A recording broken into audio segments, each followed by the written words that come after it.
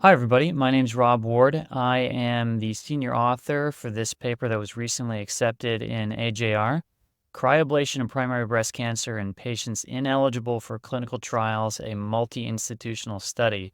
And I'm excited to tell you a little bit about the study. Before we talk about the actual paper, I want to take a few moments just to recognize the people that were involved in putting this study together. First, by pointing out Dr. Karim Weedat, our first author. He was a research assistant at Brown while we were preparing this paper and actually just started his radiology residency program at Tufts. Additionally, you'll see Dr. Grayson Baird, our biostats guru. Unfortunately, we can't find a picture of him anywhere on the internet, so that'll have to suffice for now. Dr. Camelia Kozlowski and Dr. Belinda Barclay-White are two breast imaging radiologists in private practice who happen to do quite a bit of breast cryoablation and have been doing this for quite some time.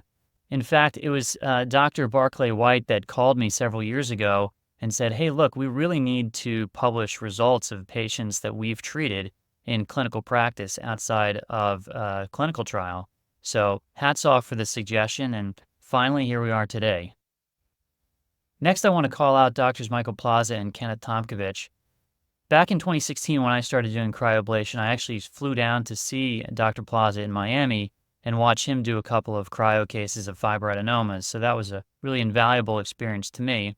And we're also very lucky to have Dr. Tomkovich on board as a co-author because he's actually one of the ICE-3 trial investigators. Doctors Peter Littrup and Hussein Ayoun were colleagues at one point back in the day. And I actually know Dr. Littrup really quite well because he was also faculty at Brown while I was in training. So he's been an incredible mentor to me over the years. And he's probably done more breast cancer cryo cases than anybody out there, particularly those that are done off trial. Finally, I want to thank Dr. Nicholas Pigg, who is one of our breast imaging fellows at Brown and has done quite a bit of breast cryo work in a short period of time. Before moving on to the actual paper, I want to specifically thank Dr. Andrew Rosenkrantz, the editor-in-chief at AJR, as well as Dr. Wei Yang, the breast imaging section editor at AJR, as well as all the reviewers that saw our paper. Their time and effort really contributed in a significantly positive way to strengthening our paper into what the final product is today. So thank you. Breast cancer cryoablation clinical trials have strict inclusion criteria that exclude patients with potentially treatable disease. So the objective of our study was to evaluate the safety and outcomes of breast cancer cryoablation without surgical excision in patients ineligible for prospective cryoablation clinical trials due to unfavorable patient or tumor characteristics. So cryoablation is really looking to devitalize tissue with extremely cold temperatures. And here are a couple of images from a cryo procedure. On the left, a biopsy-proven cancer. In the middle, that cancer with a single cryoablation needle through the center of the lesion and a little bit beyond.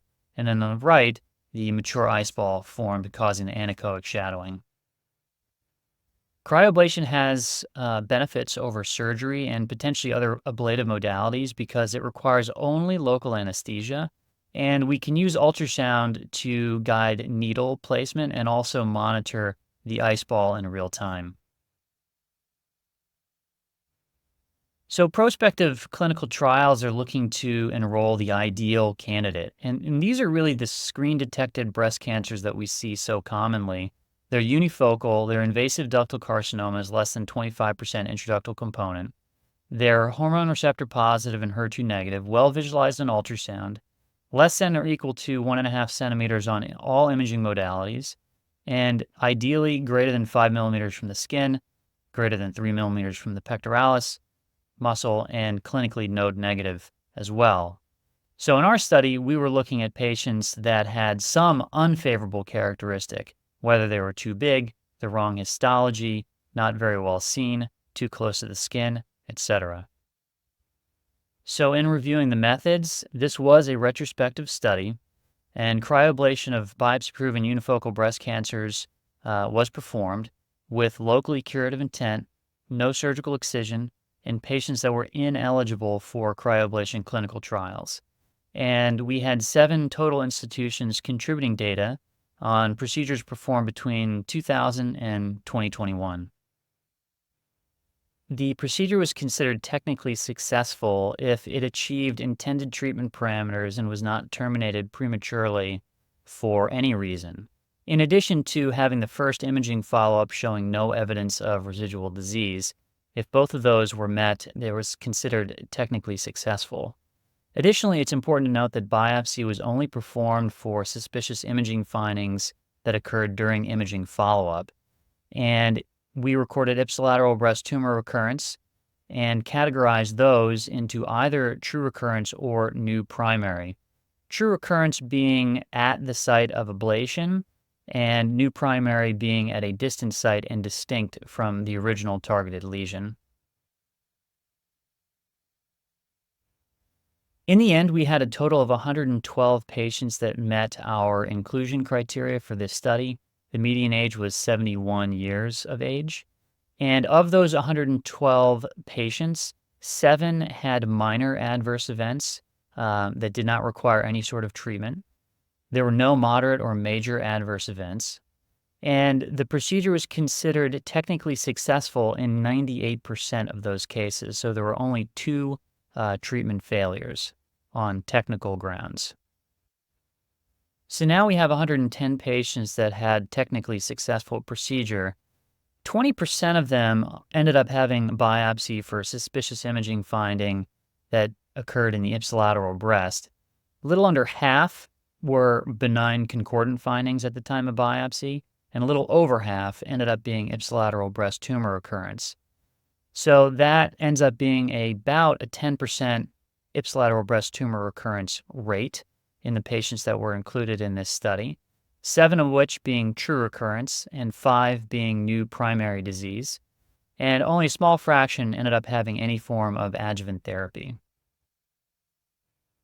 So in this study, with a recurrence rate of about 10% over a 2-year imaging follow-up period, being higher than what's been recorded in the prospective clinical trial literature, that's not necessarily surprising because the patients that we studied were not ideal cryo candidates and they were treated off trial protocol for that reason.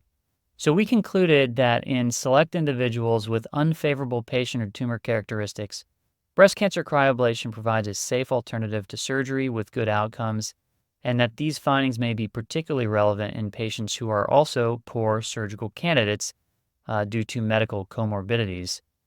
And so we also said that breast cancer cryoablation can be safely applied in a larger population than defined by clinical trial inclusion criteria. And with that, I'm going to conclude, and hopefully this got you interested in breast cryoablation. And I'd encourage you to go on the AJR website and download our paper and take a look at it in closer detail. Thanks so much.